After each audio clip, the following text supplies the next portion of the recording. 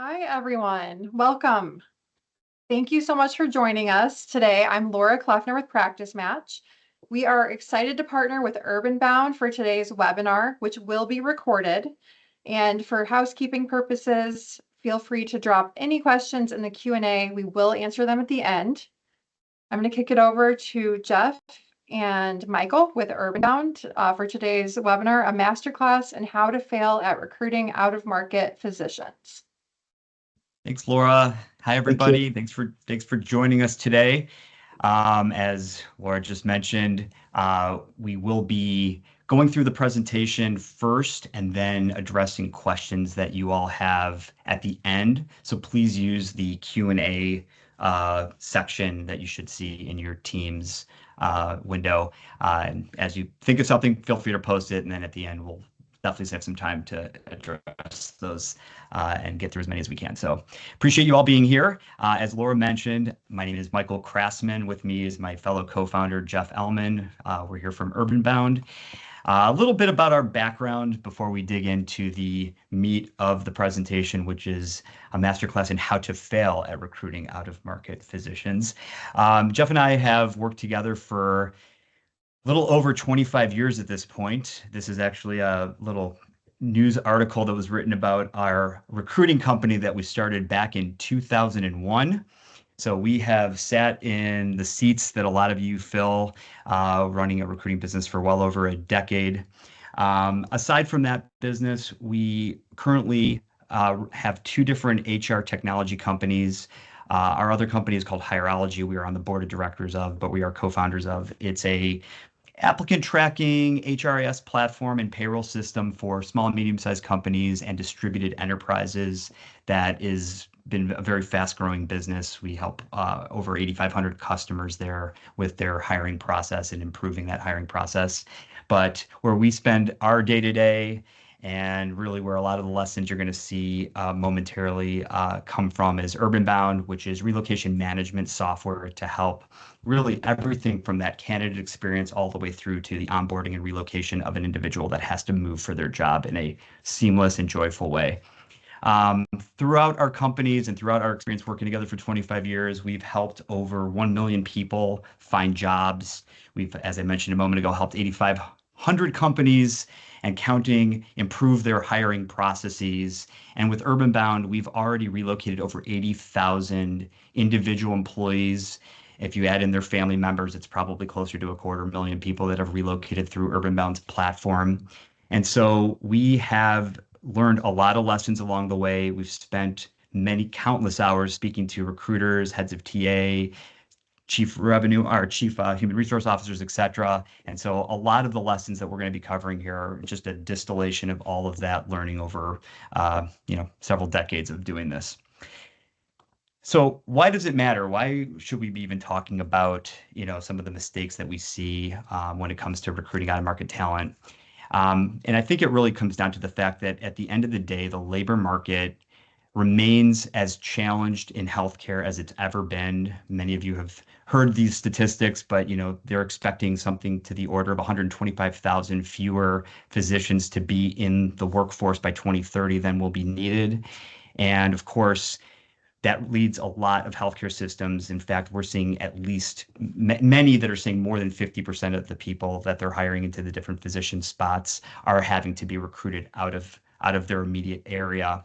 And so getting it wrong obviously has a profound impact to the healthcare system. And when it comes to, you as a recruiter, having a poor relocation experience really can derail the hiring process, period. If somebody doesn't have a smooth onboarding, it can lead to either rapid attrition or it could cause them to change their mind about even taking that role in the end, after all that work that you're doing to get them onboarded. And most healthcare systems, in our opinion, we see still really mismanage this process of relocation and onboarding. Many are using the same approach that they've used for decades and haven't really thought about ways to take a step back and look at opportunities to improve this and make it something that isn't just something that's left to chance where maybe you're just throwing money at the problem, but actually turn it into a benefit that really helps with that recruitment process and makes it something that you can use as an advantage for your healthcare system. And there's a cost to getting this right because each physician that that role that gets filled is generally worth something to the tune of 3 million or more of revenue to the healthcare system. And of course, there's the trickle down effect also of the number of nurses that can be hired as a result of each physician role that's filled as well. So there's a real opportunity to improve this and improve the bottom line as a result. So without further ado, we're going to jump into the mistakes that we see being made and discuss some opportunities to improve those mistakes. So in total, there'll be 7 mistakes that we're going to go through. I'm going to start with the first 2. So the first mistake that we see is that there really isn't a relocation plan that's presented during the recruitment process. And oftentimes we see recruiters or just anyone that's interacting with a candidate waiting until later on in the process to even discuss what relocation is going to even look like. And when you identify someone early on that is going to need that that relocation, it can really benefit you to get that in front of them. So we're going to start by giving an anecdote of what an example that we have seen where this can go wrong. So a physician recruiter in a major academic health system lost a top OBG candidate to a competitor across the state. Why? The competitor said, "We've got you covered." And they presented a organized relocation package. We'll handle the housing, the tours, schools, everything. And her current process was to talk about relocation after signing. So the candidate felt more supported during the interview process with the other team and ended up going down that path of least resistance. So we always say, clear communication equals met expectations, and obviously unclear communication leads to unmet expectations. Too often, I think the biggest mistake we see being made is that recruiters, unfortunately, end up being very unclear upfront about what is going to happen later on if the person decides to move forward and they'll need that relocation. And again, it leads to confusion later, and it also leads the candidate early on formulating their own opinion as to what is going to be involved if they were to move forward and decide to uproot their lives and move for that role. So explaining that you have a plan, early on, frankly, as early on as that very, very first interaction that you have with the candidate can immediately show them and let them conclude as the candidate that if they were to move forward with your healthcare system, they're going to be fully supported. And we always say, how you do anything is how you do everything, and showing them that you're going to roll out the red carpet and really think of this process as a holistic approach to getting them, from point A to point B. It gives them the impression that you think about that also with how you handle patient care, et cetera. So it really does become a competitive advantage for the entire organization around that is, recruiting this talent, that you're going to be providing them with this great relocation experience. As I said a second ago, we think that this interaction should happen as early on as possible to just make it an advantage versus something that's, in the bucket of risk. In fact, we are doing work with PracticeMatch to make it so that recruiters that are in the PracticeMatch platform can actually start to explain those relocation benefits early on. So we have an integration that allows a candidate to actually see on the job posting itself what the relocation experience is going to be. And in many cases, this is leading more candidates to even engage in that dialogue up front, because some people may just have a preconceived idea of what that support might look like from past experiences of theirs, which may have been nothing but money given to them, for example. And we think this could be a huge advantage once you have a great process in place. Boast about it and use it to help recruit in the first place. So again, mistake number 1, not having a relocation plan that you can really proudly share early on in that candidate journey. Mistake number 2, that there's no technology or process to support that important on-site visit. So, waiting, for, everything to just kind of happen. And what we see is that there's a lot of chaos when you don't have a really organized approach to the entire on-site visit.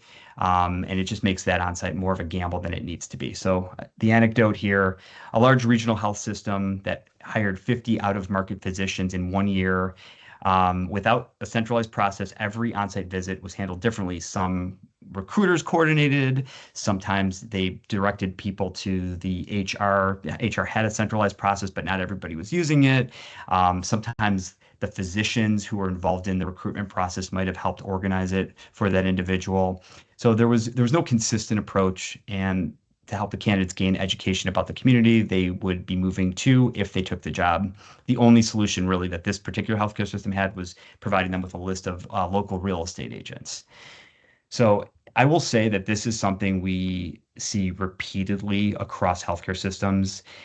Generally speaking, most healthcare systems do an incredible job of selling the hospital, selling the four walls of what it's going to be like to work at that healthcare system, and the amazing job that you're doing for patient care and all the facilities and everything else. But everything outside those four walls, the community itself, is really left to chance without a clear process for how to get people excited about that part of this decision that they're going to be making. Frankly, just giving a list of realtors isn't really solving the problem. Yes, housing is one component to the relocation, but there's so much more to that. Generally, when you think about the on-site, it's an opportunity to get people super excited about what their life will look like if they were to join that community. So having an organized process that goes beyond just housing is, in our opinion, critical. Think about things like, do you have a preferred hotel that you have people stay at that gives them a sense of what the community's like there, what neighborhoods maybe they'll be touring, if they have kids that they're going to be having to relocate with, are you including a school tour with that on-site visit?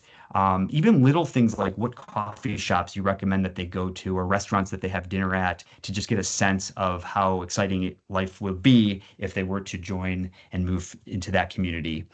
And of course, something that also should not be forgotten about is if that individual is coming on site with a spouse or partner that they're going to be relocating with. Is there an organized approach to making sure that they are taken care of, and what's going on when the interviews and the meetings are happening in the hospital? How are they spending their time? Is there an organized approach to making sure that they're getting a great sense of what living there is going to look like? And to me, the more choreographed that is, the better likelihood you are turning this entire process into something that is a real pro versus potentially something that's a risk factor. So mistake number 2 is just focusing too much on just the interviews and the meetings that are going to happen during an on-site visit, and not really paying enough attention to the other part of this decision, which is the community that the person will have to relocate to. So on that note, I'm going to turn it over to Jeff, who's going to pick it up on mistake number 3. And mistake number 3 is a big one. What surprised us when we started UrbanBound was that greater than 90% of healthcare systems, when it comes to supporting relocation today, they rely solely on lump sums / sign-on bonuses or reimbursements for those that are moving. So when it goes wrong, a system in the Southeast offered all new physicians a $15,000 lump sum for relocation. A physician new to the area used it to pay for a moving company, short-term housing, but underestimated the cost of home finding trips, school enrollment fees, and spousal job support. The moving company actually damaged his goods, plus the shipment was $3,200 more than the quote. 6 months in, he was frustrated and financially stretched. He admitted he felt like the system has checked the box rather than actually helping. He left after 14 months. So we often see that relocation, when it's treated as compensation versus a benefit, is a very big problem. I'm gonna break this down. So first off, reimbursements. If you think about a reimbursement, I'm a relocating physician that you've worked 9 months to recruit me. I need to go out there and find the best vendors, and I need to collect receipts for everything that I'm doing. And these receipts add up. It could be receipts for tipping movers, for breaking a lease, for gas, for tolls, for the house of goods. And someone has to collect these receipts and then share these receipts with a recruitment team or someone on the finance team to audit these receipts against the policy. So very inefficient for both the relocating employee and the employer in that situation. In the world that we're living in today, especially with the big beautiful bill and trying to create more efficiencies and contain cost, reimbursement programs create a lot of stress internally for your organization, also for the relocating employee. Lump sums lead to a lot of overspending. So that $15,000 in this example is a lump sum, not knowing where that money was spent or who that money was spent with is a big problem. To make matters worse, as a relocating employee with a lump sum or reimbursement, we never want your employees to be treated by the market. When I say the market, I'm talking about the vendors who are supporting their move as a consumer. Because 1 in 4 consumer moves on the household goods side is an example. There's a claim, there's something that goes wrong. And if they're a consumer, there's really no one there to protect them and have their back to make sure that it's taken care of right away. If they're considered a corporate move, working with vetted suppliers, for example, then there's going to be someone who's able to assist them with the claim and ensure that they're using the best possible suppliers in that category. What we're seeing right now also, because there's been this shift away from lump sums and reimbursements, acknowledging the fact that they lead to either overspending or poor experience, we're seeing a shift towards what are called managed budgets. So managed budgets are really the best of both worlds, where I'm a relocating employee, I have up to a certain dollar amount. So in this case, this physician has up to $15,000 to spend, and he or she can log in and see these are the best suppliers that are recommended, and they can begin to book those services against that budget. Whatever is not spent against the managed budget policy goes back to the healthcare system as cost savings. So when we talk about that big, beautiful bill and finding ways, low-hanging fruit ways to contain costs, this is one of the easiest ways to do so, because 94% of relocations come in underneath a $15,000 managed budget. So that's a tremendous amount of cost savings back to the system. The next mistake number 4, is ignoring the impact moving has on the family. If the family doesn't land well and have a smooth transition into that community, the physician, no matter how much he or she loves the job, they probably will not stay. So when it goes wrong, a pediatrician moved across the country to join a children's hospital in Seattle. She loved the job, but her partner couldn't find meaningful work in the new city. Their teenage daughter had a rough time adjusting to a new school and didn't love the neighborhood that they live in. The physician felt guilty and torn. Despite a great employer fit, she started looking elsewhere after 1 year to move back closer to family and stability for her family. So oftentimes what we find in this mistake is that healthcare systems will rely on the realtors to support the family. And if we put ourselves in the shoes of the realtors at the destination of this journey, they're motivated by helping someone buy a home. And if the individuals, for example, a renter, they don't really have much motivation to assist because they're not able to monetize off the time they spent with that family. Maybe they'll buy in the future, but the service level definitely goes down. There are solutions out there, for example, like destination service providers who are not motivated on the outcome being someone buying a home. They're motivated on making sure that family knows everything about the community and knows the best churches and temples and mosques, and they know the best hockey programs and dance studios and everything you need to know about the schools. Those are the programs that we see that work really well, and they're motivated to make sure that landing is a smooth landing. We're also seeing more like family concierge programs where healthcare systems say, okay, you're a family of 4 that's moving to Detroit. We have a family of 4 that moved to Detroit back in 2024, and you guys are pretty similar. They introduce them, and it's the family concierge, and the hospital gives them a budget to take out and entertain this new family, to have a picnic, have a nice meal, go golfing, whatever it is they might do, to help them get assimilated in that new community. Those programs work really well when you're able to have ambassadors who are passionate about where they live and they want to share that passion with this incoming family.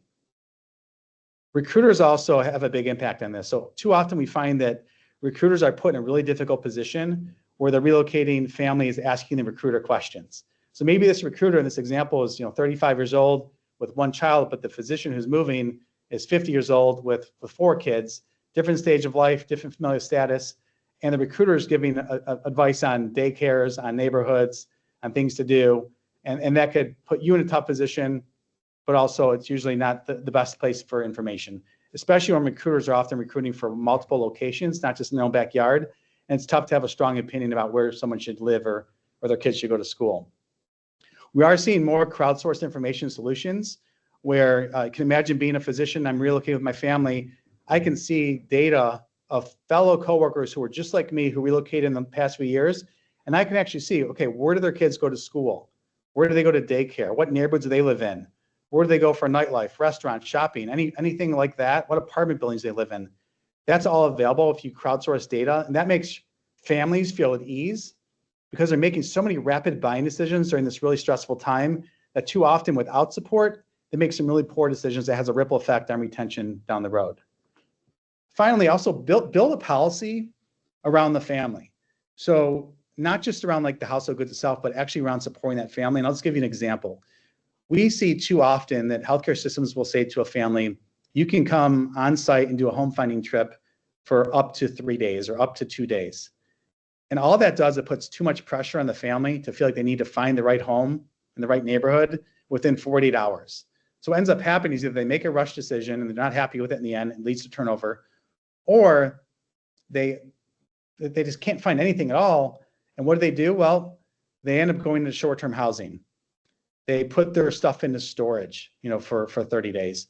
And all these things add up as additional expenses to the healthcare system versus giving them flexibility, saying you have a home finding trip, you can take as much time as you need as long as you stay underneath your overall budget for your relocation. So those guardrails around the home finding trips do create negative impacts down the road. We also are seeing that more healthcare systems, when they're getting this right, are using videos. Most local real estate companies around you on the residential side, they have relocation directors who know the top realtors who focus on relocation. They know the right neighborhoods, and they're creating videos that help educate someone who's thinking about moving to the area with their family about everything they need to be thinking about. Or we're seeing healthcare systems actually having their employees. We have a client in Memphis who did such a great job at getting about 7 or 8 physicians to stand in front of their house and talk about why they love living in Memphis. And that's so welcoming to other families who are going to be going through that same transition. Mistake number 5 is all around not measuring relocation spend and quality. You cannot improve and measure what you don't track. A Michigan healthcare system made a major investment in out-of-market physician recruitment, $35,000 per hire on average, including the sign-on bonus and relocation. A PDF of recommended van lines and realtors was emailed to all physicians. Physicians had sticker shock when they learned how expensive the move was and how often they often had to go online to find their own solutions. Despite the large amount of spend this healthcare system had, they couldn't understand why they received such mediocre feedback on the support received throughout the entire move. So they didn't know how to fix the issue. So first off, this approach makes every single move a gamble. It's nice to have a few recommended van lines, but what we find is that what really matters is the van line at the origin of the move. That's the one who's coming into the home. The employees have to be background checked and drug tested. They're the ones packing and loading, and they're the ones who are operating those lanes more frequently so that they get the best possible price. Having van line relationships at the destination is nice, but it's not going to help you with quality. It's not going to help you with cost. It's typically at the origin. So you need to have a very large supply chain to assist with the origin there. Also, there is a rise in physicians when they're relocating. They're not moving as much. So they're downsizing when they're moving, and they don't need a full service van line. Many of them need what are called like alternative shipping solutions. So if you think of like containerized moves like pods or mini moves, or maybe those solutions you've seen out there, they're 30 to 40% less money, and they usually get there a lot faster. Because if someone's using a van line, they may only take up 1/3 of that van line. So the other 2/3 are going to be filled up by someone else's household goods, therefore causing a delay in the goods getting to the destination for the physician. In addition to these challenges, group buying power is critical. If you're a healthcare system that's moving a large number of physicians, yearly, you have an amazing opportunity to get the best possible rates off the tariffs when it comes to moving like household goods or anything involved with the supply chain of relocating your employees. And finally, we see too often that healthcare systems don't actually measure the quality and performance of vendors. They have relationships and they put on the PDF, but they don't really know, are they getting the best possible price to ensure success? Are they getting satisfaction scores about the moving company themselves or the auto shipper or the realtors? So it's very important that there's a feedback loop in your program, because earlier I mentioned that every move is a gamble. That's how you remove the gamble. Because over time, the cream will rise to the top and your organization will see, these are the vendors that we know consistently do a really great job, and therefore we highly recommend them and your employee can use them with confidence. Mistake number 6 is, I'm hearing more and more, this is we attend conferences, this is a hot topic right now, is not having a systematic approach to communicate with candidates. relying on these manual touch points to fill the lengthy gap from acceptance to start. So here's when it goes wrong. Lots of recruiters are celebrating once the contract is signed, but the real work begins during the relocation window. A recruiter working on 30 job openings didn't have time to actively engage a physician and their family post-contract, helping them find housing, helping them navigate schools, getting them plugged in the community. And that physician got cold feet and decided not to relocate after signing the contract. The gap between offer accepted and the start date is critical, and where too often manual processes fail. So if you think about that gap is typically in the physician side, it's up to 9 months and sometimes even longer. So from they sign the contract to 9 months later, the question to ask yourself is, what are you doing to fill in that gap and to add value to that physician and his or her family? That's a huge opportunity. And typically we see that technology and automation can help fill in that gap with value added touch points. So if right now, if you're in a world where you're going on a calendar, you're adding in touch points and you're just calling to check in, that's not going to be as helpful versus a technology solution. If there's something you can build and automate, you don't have to think about it as much, but like something that we're seeing right now at UrbanBound is with software, you can track all the engagement levels of a candidate from the moment they sign to when they actually show up.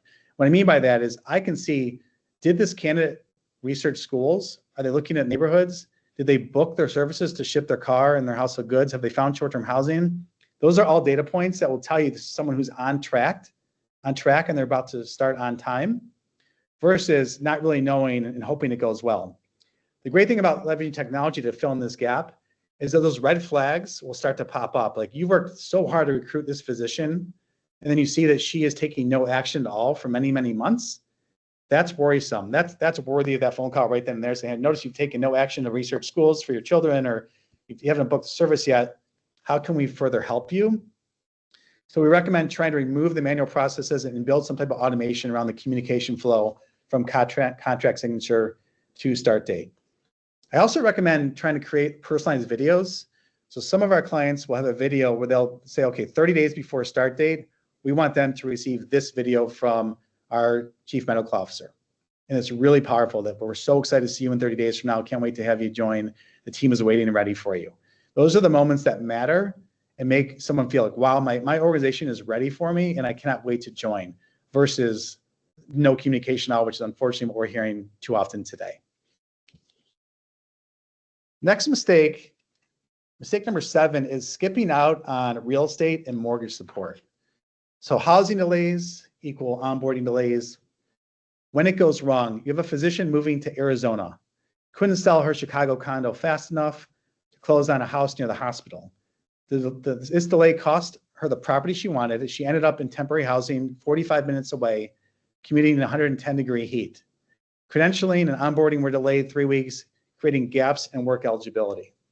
So right now, many realtors focus on like the destination, and many healthcare systems, that's the network. When people say, we've got a great solution for real estate, it's going to be a handful of realtors at the destination, but it's the realtors at the origin that are so important, because that's the most stressful part for your physicians. If they own a home, if they can't do anything until they actually sell that home.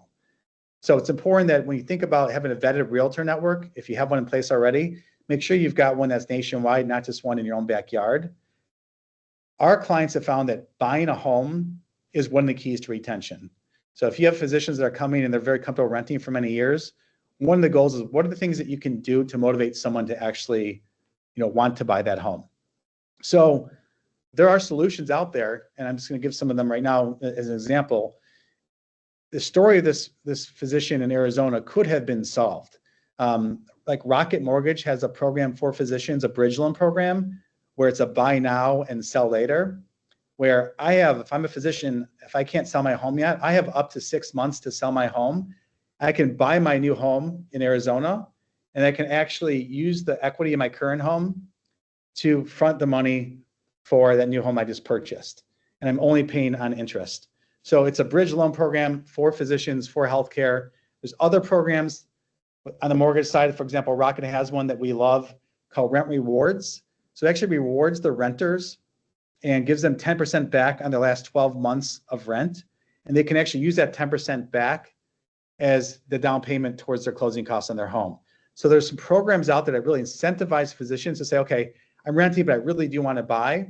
They can actually get cash and these closing credits for being an employee of your organization and through some of these mortgage solutions. And there's more and more products we're seeing out there right now in the healthcare space that are helping people make the decision to easily say, yep, I want to buy a home and I want to plant my roots. And once again, as we go back to this talent shortage in healthcare today, if they buy a home and they plant their roots, you're going to not have to fill as many open jobs because they're going to stay there a lot longer.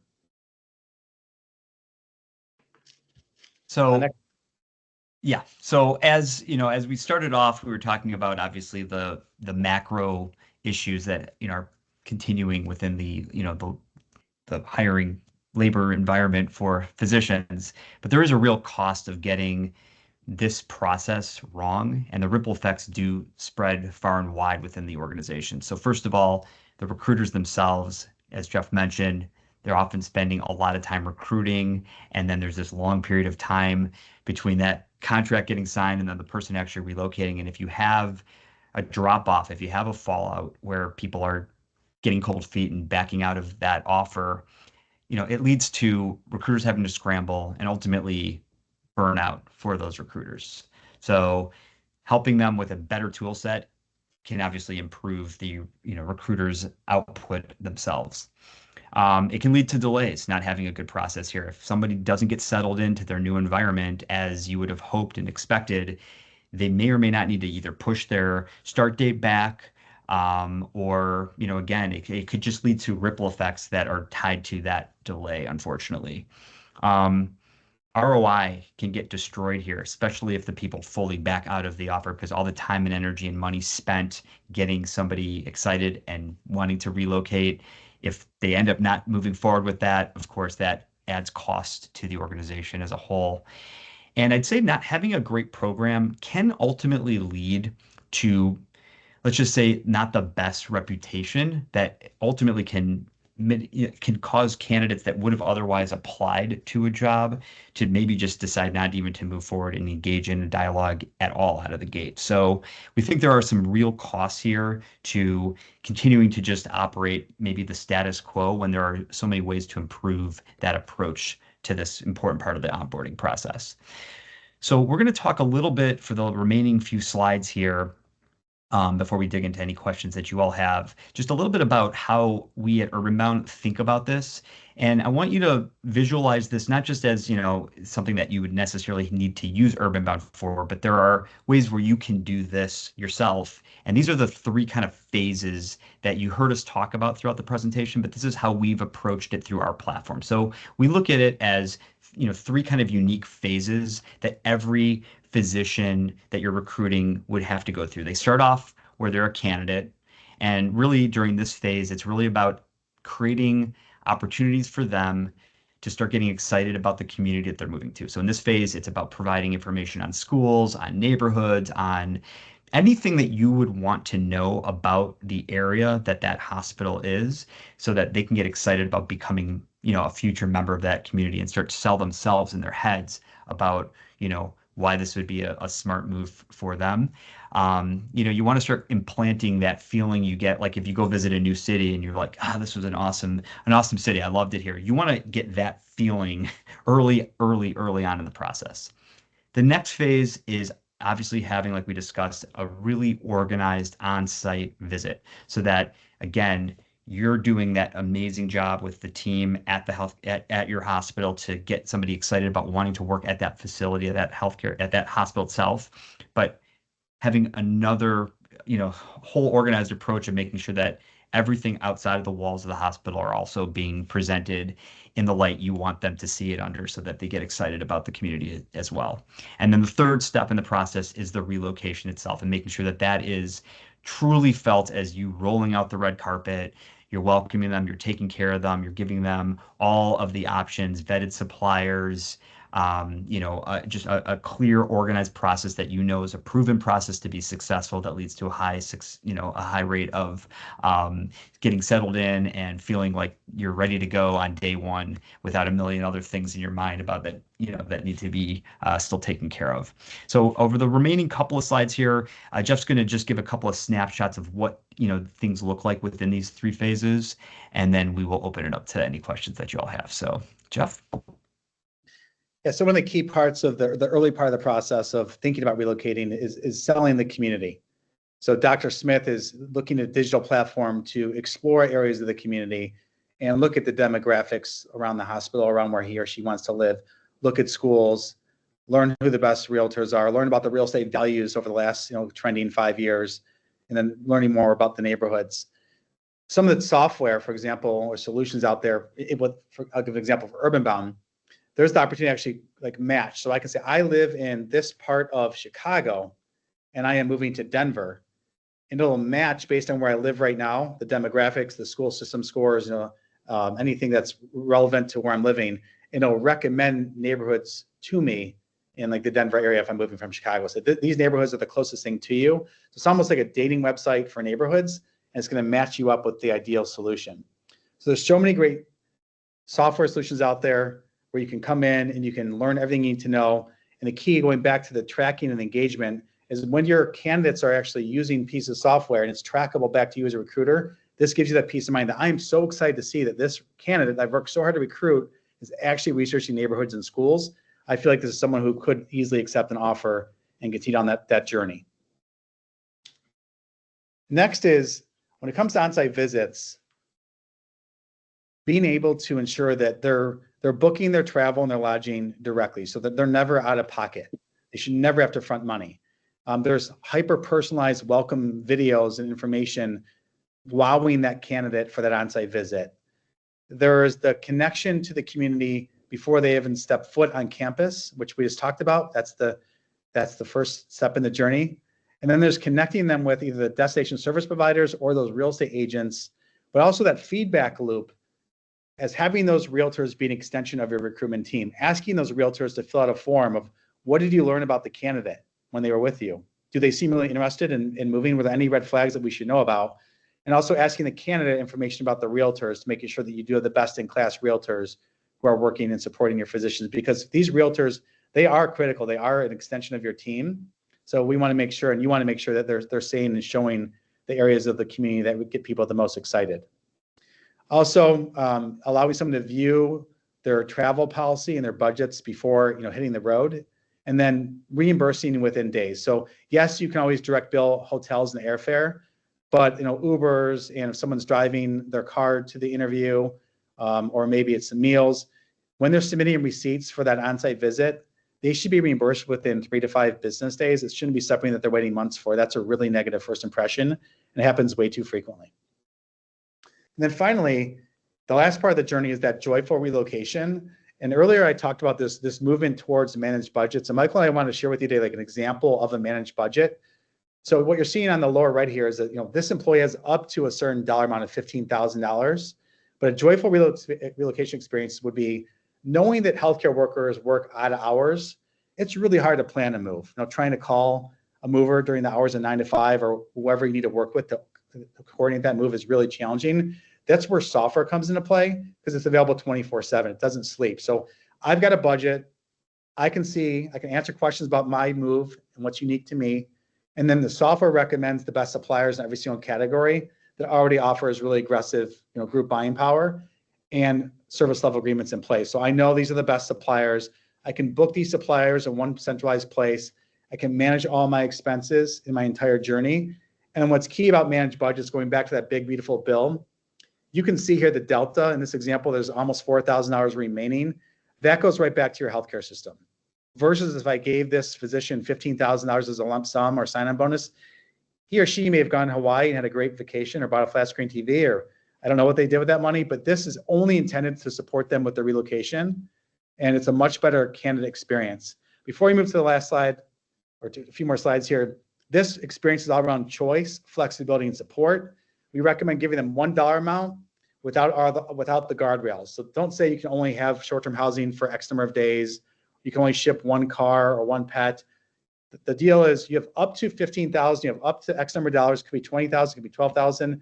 You do what's best for you and your family. Just stay underneath this budget and you're gonna have a great experience. Next slide, Michael.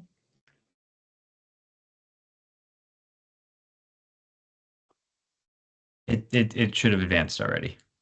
So we thought we'd share a case study of the impact of why managed budgets are growing so quickly. I talked about that delta between what the budget is and what was actually spent. This is a large healthcare system in North Carolina that almost $3,000 on average was saved per move when they went from a lump sum to a managed budget. And they saved over $1.6 million. And this is all within like the first 18 months of leveraging a managed budget policy. And the key is that 96% of those relocated employees rated the experience as excellent because they had flexibility and choice and they felt taken care of. And all the answers to the test are right there. These are the vendors that my employer recommends that my fellow coworkers also used. And therefore, I feel very good about making these decisions and having a great experience for myself and my family. So what we're going to do now is there's a Q&A. If you have any questions, Michael and I are happy to address any of those questions and hopefully be able to answer them for you right now. And if you are interested in learning more about, UrbanBound, feel free to take an image of the QR code there, and it should take you to a link that lets you sign up to learn more. But if you have any questions, question. Yeah, we hear this pretty often. How early do you think relocation should come up in the recruiting process? Are we talking first interview, or is that too soon? Not only is that not too, we think it should be right away, as early on as possible. And, again, what we're really focused on with PracticeMatch in particular is to get that conversation started when the job's being posted, so that somebody who would have to relocate for that role is already learning in the job description itself that this is going to be a fully supported relocation, and gets them excited and wanting to move forward in the process. So I don't think there is a possibility of being too early in the process to discuss this. Yeah, look at your benefits too on your website, on your career page. Are you even talking about relocation? If you're not, which too often we see they're not on there, that's a big missed opportunity, because candidates want to know that there is relocation support when they apply for that opportunity. Also, to answer that question, we also see that great organizations who have a really amazing relocation journey for their employees, they set pitfalls up in that very first interview. They will say, if you accept the job and you have to relocate because we know you're an out-of-market candidate, we've got you covered. You're going to have a fantastic experience. And they explain how it works. Then they say, we're not just going to give you money and wish you good luck, because we know how hard that would be on you and your family having to start a new job and move to a new community. And that's where you have a chance to really differentiate yourself, because you've set a pitfall up for everyone else out there who's just giving money and not supporting that individual and their family. Great question. Any other questions that we can answer while we're all together?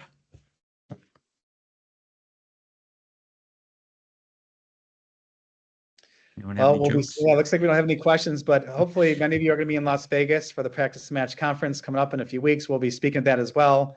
So stop by and say hello at our booth. Oh, it looks like there is some information in the chat, Michael. We're getting, so we were looking in the Q&A. There's some questions in the chat. So sorry about that. Does anyone see a question? First off, for Samantha, yes, we are going to send a recording and a transcription along. It looks like we have another question from Cameron. What if we already work with realtors or moving companies and don't want to lose those relationships? Great question. It's very rare that we work with a healthcare system who doesn't have deep relationships already with local van lines, local realtors. At UrbanBound specifically, everything is configurable. So we're not looking to replace any relationships. They can be easily added to the network. There's a question from Jolene. What happens if a physician is over their budget? Can you offer a split bill? Michael, you want to answer that? Yeah, so the way we think of this, the short answer is oftentimes yes, then they will pick up the difference. And it's known up front, because the way the process typically works is an estimate's provided, and they'll know that the cost is going to be more than what the budget was that was being provided. And one of two things either happens. They agree up front that they're going to be covering the difference, or they may submit an exception. And this kind of goes back to, what does your policy look like? What budget are you actually offering? And is it meant to cover the relocation costs, or is it just a supplement to the relocation costs? So of course, throughout your organization, you're going to have people at different levels. Usually at some of the earlier career levels, the budgets are usually lower for the relocation and they're meant to be more of a supplement. So in those cases, we often have this come up where the person is going to need to cover some of the costs themselves. But again, you'll be providing the benefit that you did offer. But depending on the level, sometimes the healthcare organization may make the decision that they'll just make an adjustment to the amount to cover the cost if that was their intent to do in the first place. Great question, though. I believe that's Any it. other questions? All right.